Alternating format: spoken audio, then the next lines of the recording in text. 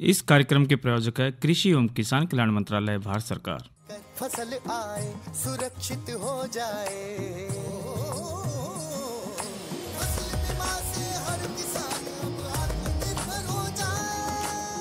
संकट के समय प्रधानमंत्री फसल बीमा योजना किसानों के लिए वरदान है। अब सूखा पड़े या बाढ़ आ जाए कोई डर नहीं, अब ओले पड़े या कीट पतंगे फसल खा जाए कोई फिक्र नहीं, क्योंकि हमने लिया है प्रधानमंत्री फसल बीमा।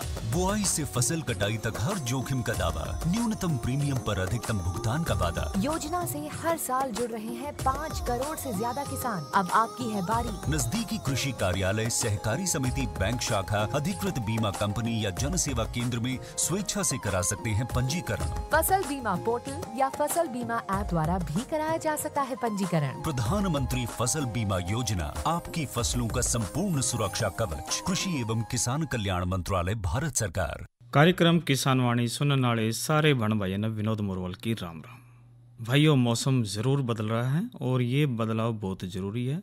और नुकाकर भाई जाडा भी ज़रूरी है और गर्मी भी ज़रूरी। सारे मौसम हमने ज़रूरी चाहिए। अगर जो भाई जाडा ना पड़ेगा, जो गेहूँ में बाड़ी है भाई, उसमें जो अनाज कमज़ोर होगा और मजबूत नहीं होगा, और भाई फिर फसल अच्छी नहीं होगी, जिस तरह भाई महंगाई भी बढ़ेगी और महंगे गेहूँ भी मिलेगी क्योंकि फसल कम होएगी।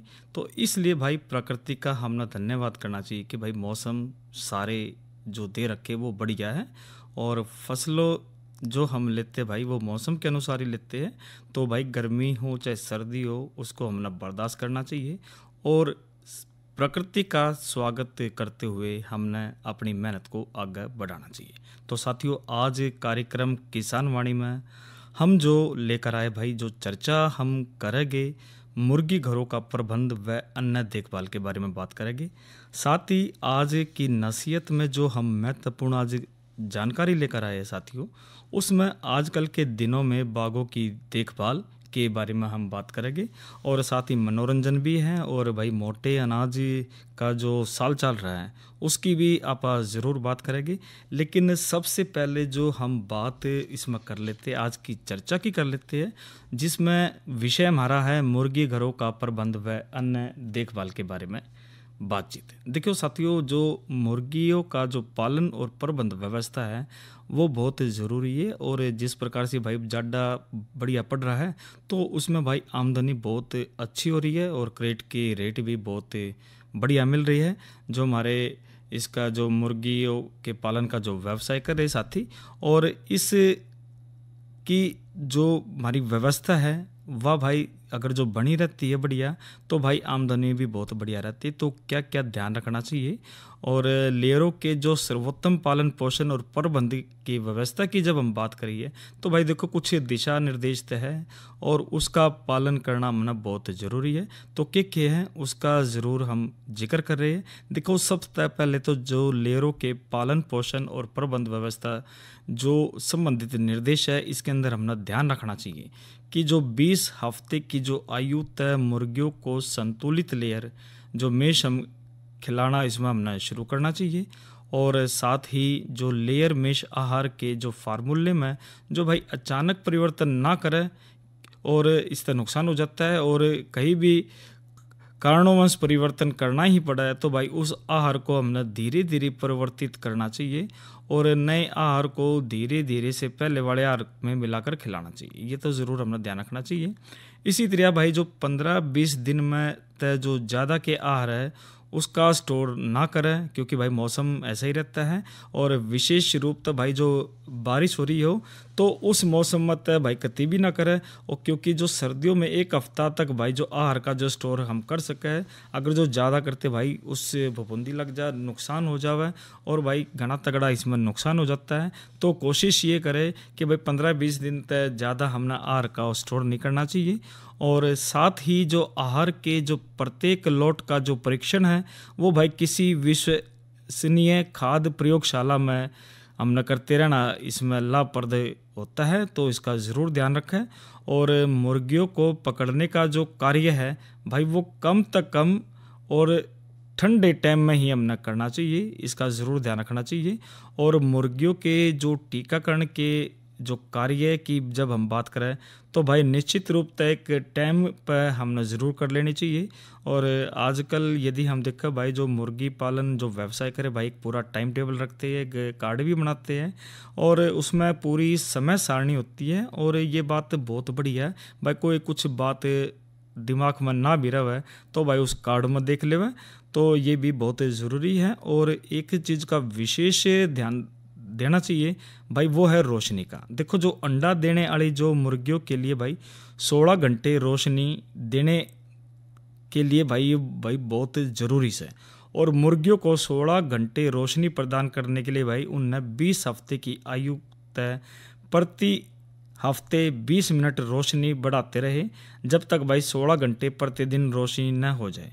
और अधिक रोशनी का एकदम बढ़ाना या भाई घटाना हानिकारक होगा, तो कोशिश ये रखनी चाहिए कि 16 घंटे तक अधिक रोशनी देना लाभदायक नहीं होगा। तो 200 वर्ग फुट स्थान के लिए भाई हमने 7 फुट की ऊंचाई पर लटका हुआ 40 वोल्ट का बल्ब मुर्गियों की रोशनी देने के लिए भाई इसमें पर्याप्त रहता है। और मुर्गी घर में लगे हुए बल्ब जो है वो समान दूरी पर ना लगाने जाने चाहिए, इसका भी ध्यान रखना चाहिए। और भाई देखो जड़ा रोशनी की जब तक हम बात है तो भाई एक देसी हिसाब तो नुका दे भाई इतनी रोशनी है थोड़ा सा अखबार पढ़ा जाए, तो ये ज़रूर ध्यान रखें भाई रोशनी इसमें कितनी घंटे होनी चाहिए और एकदम नहीं होना चाहिए, क्योंकि 20 सप्ताह की जो आयु से प्रति सप्ताह 20 मिनट रोशनी जो बढ़ाते रहना जब तक भाई 16 घंटे प्रतिदिन रोशनी न हो जाए, तो ये ज़रूर ध्यान रखना चाहिए। इसी तरह जो मुर्गियों को जो निर्धारित मात्रा में जो रहने की बात करें भाई खाने पीने का जो स्थान देने की ये भाई बहुत ज़रूरी है।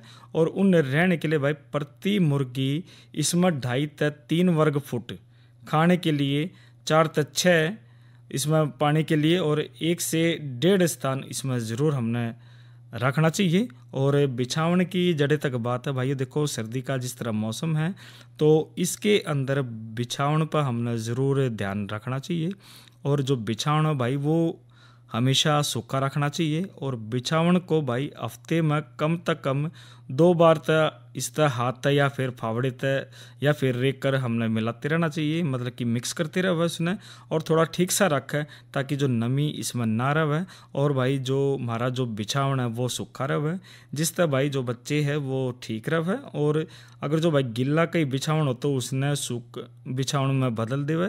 और बिछावन की जब हम गहराई की बात करें तो भाई 6 से 8 तक ही इसमें हमने रखनी चाहिए। और टाइम पर कमज़ोर या फिर कम अंडे देने वाली और अंडा न देने वाली मुर्गियों को हमने भाई इसमें तुरंत हमने छाट कर बाज़ार में हम मांस ही हमने बेच देना चाहिए, ये बहुत ज़रूरी है, इसका हमने खुद ही ध्यान रखना पड़ेगा। और उन भाई नारे इसमें कर लेवा। और इसी तरह जो मुर्गी घर तक भाई प्रतिदिन 3-4 बार अंडे उठाने चाहिए। और जब भाई गर्मी होती तो हमने ध्यान रखना चाहिए कि 5 से 6 बार अंडे उठाने चाहिए, लेकिन भाई प्रतिदिन की बात करें तो 3 से 4 बार उठाने चाहिए। और मुर्गियों को ज़्यादा गर्मी सर्दी तक बचाने की ज़रूरत है। और ज़्यादा से ज़्यादा कोशिश यह रखनी चाहिए कि मुर्गी घर का जो तापमान है वो 50 से 70 डिग्री सेल्सियस के बीच रख सके। और उसमें जो हवा के जब हम बात करते हैं वायु सवातन भली भांति होना चाहिए, यानी कि हवा का आना जाने का, और भाई ताकि वो भाई हवा थोड़ी सी आने तक ठीक सा रहे और बदबू सा ना हो। और इसी तरह जो मुर्गी घर और आसपास की सफाई का काम भी हमने अच्छी तरह ध्यान रखना चाहिए। उसमें भाई मकड़ी के जाड़े है वो ना लगे रहने चाहिए, दीवारों को हमने चेक करना चाहिए, बार बार उसकी सफाई करनी चाहिए। और बल्ब है उसका भी हमने सफाई पर विशेष ध्यान देना चाहिए। और मुर्गियों को नियमित रूप से भाई हर महीने कृमि रहित करते रहना चाहिए। अगर जो चूजे और जो जूं और जो चिचड़ियों की जो समस्या है तो भाई पक्षियों और मुर्गी घर सब भाई आपके आसपास से नियमित रूप से निर्धारित दवाई की मात्रा का घोल और पाउडर छिड़कते और बुरकते रहना चाहिए, इस चीज़ का भी ज़रूर ध्यान रखना चाहिए। और जो दाने पानी की जब हम बात करते तो भाई जो दाने पानी के जो बर्तनों को प्रतिदिन भाई हमने पूर्ण रूप से इसमें साफ़ करना चाहिए, ताज़ा और साफ़ पानी इसमें पीने के लिए हमने इसमें देना चाहिए। और जो दाने के जो बर्तन हैं वो आधे से अधिक ना भरें और उनकी ऊंचाई पक्षियों की सुविधा अनुसार रखें। कई बार हम देखते हैं भाई जो बर्तन है वो भाई पूरा भर देते हैं जिस तरह भाई पैर लग गए और वो खिंड भी जाता है और जिस तरह भाई नुकसान होता है, क्योंकि फिर नमी रहती, बिछाणु भी खराब होता है। तो ये ज़रूर हमने ध्यान रखना चाहिए। इसी तरह जो अंडे को सूखे कपड़े तक साफ करके ही भाई अंडे की जो प्लेटों में हवादार कमरे में रखना चाहिए। और जो गीले कपड़े से अंडे की सफाई है वो भाई कद्दे भी नहीं करनी चाहिए। कई बार हम देखते भाई इसमें कुछ लग रहा होता है, वो भाई गिल्ला कपड़ा लेवगे और जिस तरह भाई नुकसान होता है ना, तो भाई जो अंडा है वो जल्दी से ख़राब हो जाता है। इस चीज़ का ध्यान रखें भाई, सूखा कपड़ा हो और साफ़ सुथरा हो और प्लेटों को हवादार कमरे में इसमें हमने रखना चाहिए। और गर्मियों में जो अंडों का जो स्टोर है उसकी जब हम बात करें तो 1 हफ्ते तक, और जाडे की बात हम करते हैं तो जिस तरह जाडे हो रहे हैं तो भाई 10 से 15 दिन से अधिक ना करें। और ना तो अंडों की जो गुणवत्ता पर भाई विपरीत असर पड़ता है और मार्केट में हमने आसान तरीके से इनको भेजना चाहिए। इसी तरह अपने मुर्गी फार्म को भाई चूहे तभी ज़रूर बचा कर रखना चाहिए और टाइम पर भाई बहुत ज़्यादा ही सावधानीपूर्वक हमने चूहा मार अभियान इसमें ज़रूर लाना चाहिए, ध्यान रखना चाहिए। और इसी तरह जो किसी भी मुर्गे की जो मृत्यु होने पर भाई जो उसकी अपनी नज़दीकी और विश्वसनीय कुक्कुट रोग है वो शोध प्रयोगशाला में पोस्टमार्टम द्वारा शीघ्र अतिशीघ्र जांच इसमें ज़रूर करानी चाहिए, ताकि उसकी मृत्यु का कारण जानकर भाई हमें जो निर्देशा है तय उसके लिए हम उपचार करें। और कदे भी कबार हुई तो भाई 1-2 मुर्गी की मृत्यु को सहज रूप से कदापि न लें। भाई इसमें ज़रूर ध्यान रखना चाहिए भी कदे कुछ बीमारी होगी हो, कदे दूसरों को लगे। इसी तरह जो मुर्गी के जो अंडा उत्पादन और आहार जो खपत चार्ट के जो नियमित रूप से हमने अवलोकन करते रहना चाहिए। और किसी भी प्रकार की कमी होने पर जो अपनी पोषण व्यवस्था का सावधानीपूर्वक हमने अवलोकन करके भाई उसे अच्छी तरह समझ के अव्यवस्था को दूर करना चाहिए। और फिर भी भाई अगर जो उचित हमने परिणाम ना मिले तो भाई किसी अच्छे कुक्कुट पालक विशेषज्ञ की भाई है इसमें हमने ज़रूर सहायता लेना चाहिए, ताकि भाई जो मुर्गी पालन का जो प्रबंध है वो उसकी व्यवस्था बढ़िया करके हम ज़्यादा से ज़्यादा लाभ ले सकें। और भाई मुर्गी पालन जिस तरह इब जाडे बढ़ रहे हैं तो इसमें भाई ये एक लाभ के लिए बहुत बढ़िया चीज़ है और व्यापार बहुत बढ़िया है। तो एक उम्मीद करते हैं भाई जो आज हमने जो चर्चा इसमें करी है मुर्गी घरों के प्रबंध की और अन्य देखभाल करी है, तो एक उम्मीद करते हैं कि इसमें हमारे जो मुर्गी पालक है, जो हमारे साथी है, वो इसमें ज़्यादा लाभ ऐसे ही बनाते रहे और नए साथी भी इसमें जुड़ कर भारत को मजबूत करें। और अब बात हम कार्यक्रम किसान वाणी में दूसरी चर्चा लेकर ज़रूर आए हैं आज की नसीहत में कार्यक्रम किसान वाणी में। और लेकिन उससे पहले भाइयों का मनोरंजन करवा देते हैं और ये बढ़िया सी रागनी ले लेते हैं पालेराम और साथियों द्वारा। और मेर सिंह की हिट रागनियों में से हमने इसको लिया भाई, सात रहनिया संग के साथी कार्यक्रम किसान वाणी में। तोरे साथ रहनिया संग के साथी,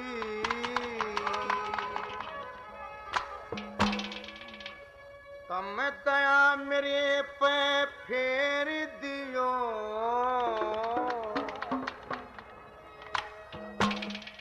मन देश के ऊपर जान झोंक दी, तम लिख चिट्ठी में दे दियो। साथ रहिया संग के साथी, दया मेरे पे फेर दियो।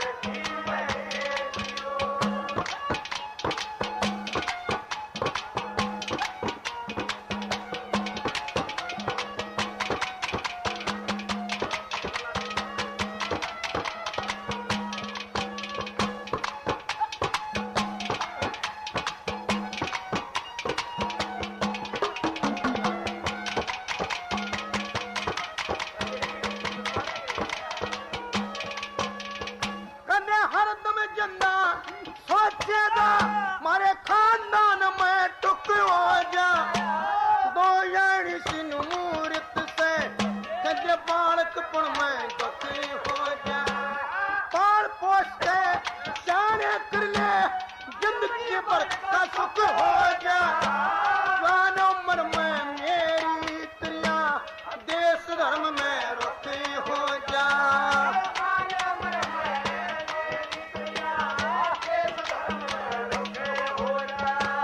मेरा बदला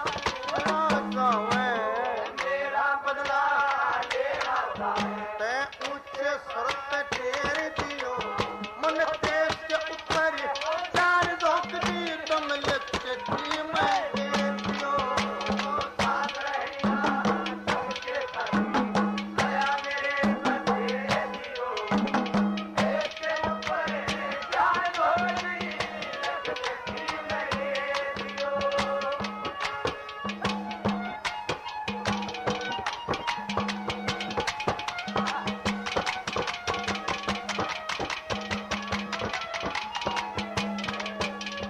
फिर प्रेम कोर के दौरा लिखा नहीं फिक्र में बात करे कौन किसे की रजियला आया कौन किसे का साथ करे मारे घर की इज्जत बनी रहे ना मामूली सी बात करे दिन रात रहूं चिंता में ना फिक्र में बात करे हर दिन और रात रहे चिंता में नहीं फिक्र में बात करे अरे जिसकी गेलियां तू चली आई जिसकी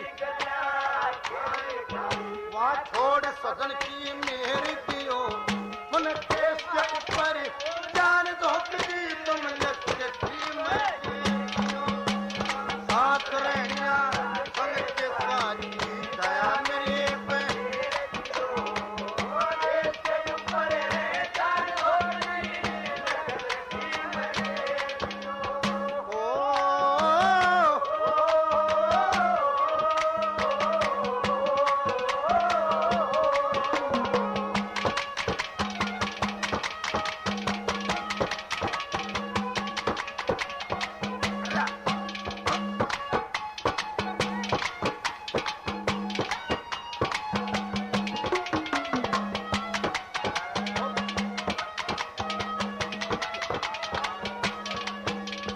भाई सबके बस का कौन होता बाड़ा खून लड़ाइया में सचो तो उन कुटुंब कबिला जाने कौन लड़ाइया में एक की गिनती न 100 की गिनती बस दूर लड़ाइया में दांत में संग बड़े बड़े मर के रहे अपला तून लड़ाइया में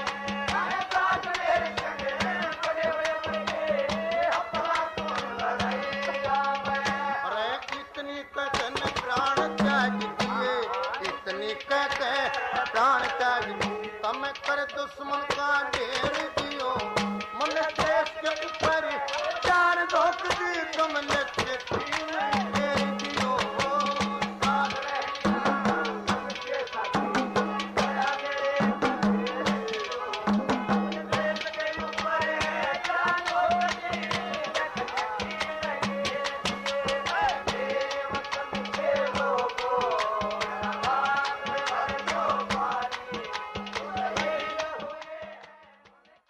तो साथियों ये तो हमने रागनी सुनी और रागनी में हम जो मेहर सिंह जो कवि है और शहीद कवि मेहर सिंह जो बरौना सोनीपत के निवासी थे भाई और इन्होंने अपनी रागनी के माध्यम से ये भाई शब्द लिखे थे और भाव बहुत बढ़िया थे और पालेराम और साथियों द्वारा इसको प्रस्तुत किया गया था सातरानिया संघ के साथी। और इस लोकगीत से पहले हम जो बातचीत भाई कर रहे थे वो थे मुर्गी घरों के प्रबंध व अन्य देखभाल के बारे में बातचीत करी थी।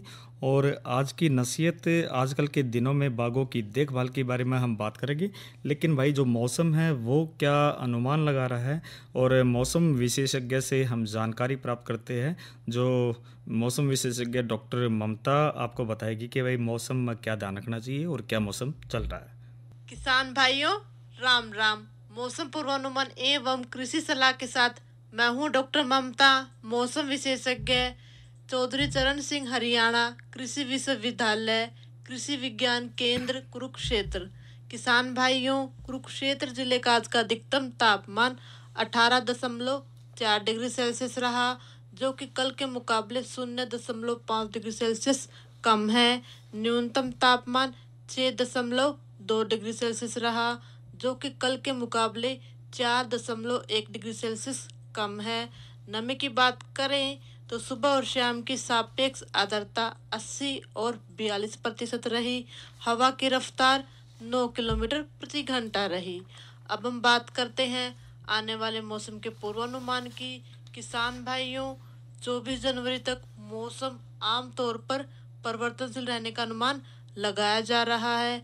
इस दौरान तापमान में हल्की बढ़ोतरी होने का अनुमान लगाया जा रहा है। साथ ही बीच बीच में कहीं कहीं पर आंशिक बादलवाई बनी रहेगी। साथ ही किसान भाइयों, इस दौरान वातावरण में नमी की मात्रा अधिक रहने का अनुमान लगाया जा रहा है। किसान भाइयों, पश्चिम विक्षोभ के कारण 23 जनवरी को कुरुक्षेत्र जिले में कहीं कहीं पर गरज चमक के साथ हल्की बारिश हो सकती है और 24 जनवरी को अधिकतर स्थानों पर गरज चमक के साथ बारिश होने का अनुमान लगाया जा रहा है। अब हम बात करते हैं मौसम पूर्वानुमान आधारित कृषि सलाह के। किसान भाइयों, जैसे कि 23 और 24 जनवरी को जिले में अधिकतर स्थानों पर हल्की से मध्यम बारिश का पूर्वानुमान है, तो आपसे निवेदन है आप अपनी फसलों में सिंचाई और छिड़काव रोक लें। साथ ही आप अपने खेतों की निरंतर निगरानी करते रहें, क्योंकि इस समय फसलों में विभिन्न प्रकार की बीमारियां होने की संभावना हो सकती है। जैसे ही आपको किसी भी बीमारी के लक्षण नजर आए, आप कृषि विज्ञान केंद्र में पहुंचकर विशेषज्ञ की राय ले सकते हैं। धन्यवाद। तो साथियों, ये तो हमने मौसम की जानकारी ली। डॉक्टर ममता है जो मौसम विशेषज्ञ है जिले से, कुरुक्षेत्र से। और कल प्रायोजित होने वाले कार्यक्रम की भी बात हम बताते हैं। भाई, कल है रविवार और कार्यक्रम हम रविवार को लेकर आते। कार्यक्रम थारी चिट्ठी मारे गीत। और 23 तारीख सोमवार को जो हम कार्यक्रम प्रस्तुत करेंगे, कार्यक्रम किसान वाणी में, उसमें जो चर्चा का विषय रहेगा एकीकृत कृषि प्रणाली के लाभ और नई फसल नई उमंग में हम बात करेंगे चना फसल की देखभाल। और भाई जो जानकारी रहेगी सोमवार को प्राकृतिक कृषि के बारे में हम जो जानकारी साझा करेंगे। और सोमवार का भी महत्वपूर्ण कार्यक्रम है, उसको ज़रूर सुनिए, कार्यक्रम किसान वाणी में। और इस जानकारी के बाद भाइयों हम जो दूसरी चर्चा कर रहे थे भाई आज के नसीहत के अंतर्गत कि भाई इसमें बागों की देखभाल ज़रूर करनी चाहिए। और जिन प्रगतिशील किसान बहन भाई ने भाई संतरा, माल्टा, नींबू बो रखे हैं, तो भाई इसमें 750 ग्राम यूरिया प्रति पौधा इस महीने के मध्य तक अवश्य डालें। और नए पौधों पर लगाए गए जो छप्पर वो दूसरे सप्ताह के बाद हटा देवे। और इसी तरह जो भाई टहनीमार रोग है, पौध गलन या गूंद निकलने वाले भागों को कुरेद कर भाई साफ कर दे। बोर्डो पेस्ट लगाओ और फिर एक हफ्ते बाद दोबारा लगावे। और काट छाट के बाद भाई 0.3% कॉपर ऑक्सीक्लोराइड का छिड़काव इसमें ज़रूर करें। और भाई जिन अंगूर लगा रखे हैं इसके अंदर भाई बेलो के यूरिया 337 ग्राम में 2 किलोग्राम सुपरफास्फेट इस महीने के पहले हफ्ते तक डाल देवे और भाई सिंचाई करें। और इसी तरह भाई जो नियमित रूप से इसमें मौसम अनुसार उसमें पानी देवे और काट छाट करें उसके और अच्छी प्रकार से देखभाल रखें।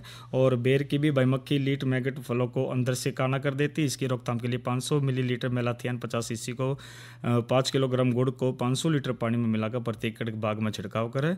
और अगर जो जरूरत है तो भाई 10 दिन के बाद यो भाई इसको हमने कार्यक्रम को इसमें दोहराना चाहिए। और इसी तरह भाई जिन्होंने पपीता लगा रखे तो नए पौधे को सर्दी से बचाने के लिए भाई बनाए गए जो छपरों को दूसरे सप्ताह में हटा देवे और पौधों में प्रति पेड़ आधा किलोग्राम मिश्रित खाद जिससे ammonium sulphate single super phosphate को पोटेशियम सल्फेट 2:4:1 के अनुपात में डालें और सिंचाई इसमें 8 से 10 दिन के अंतर पर इसमें करते रहे। तो भाइयों ये तो बात हमने आजकल के दिनों में बागों की देखभाल के बारे में बातचीत करी। और एक मोटे अनाज की भी बता देते भाई। और ये वर्ष भाई मोटे अनाज के लिए है, यानी कि जो बाजरा है उसके लिए है। और सरकार द्वारा भाई प्रयास रहते कि ज़्यादा से ज़्यादा इसको आगे बढ़ावे।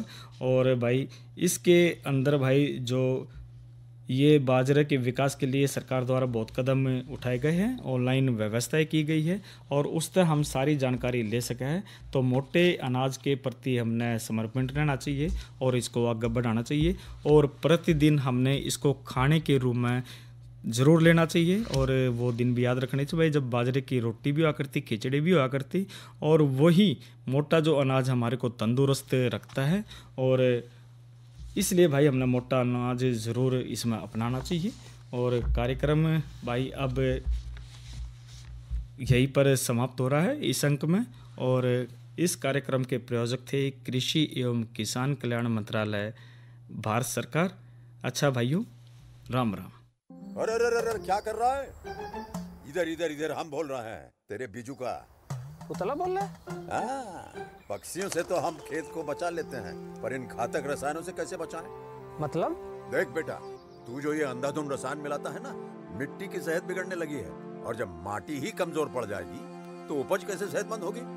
अरे पहले ऐसा नहीं था। पूछना अपने बड़े बुजुर्गों से, कैसे फसल लहलहाती थी, शुद्धता झलकती थी। हाँ, माटी भी तंदुरुस्त और लोग भी। अरे पहली वाली बात कहाँ? पर अब तो सब यही डाले हैं। सब नहीं, आज भी लाखों जागरूक किसान परंपरागत विधि से फसल उगा रहे हैं। खर्चा कम और उपज की कीमत भी बेहतर पा रहे हैं। सच है? रे बेटे, एक्सपीरियंस से बता रहे हैं, धूप में बाल सफेद नहीं किए हैं।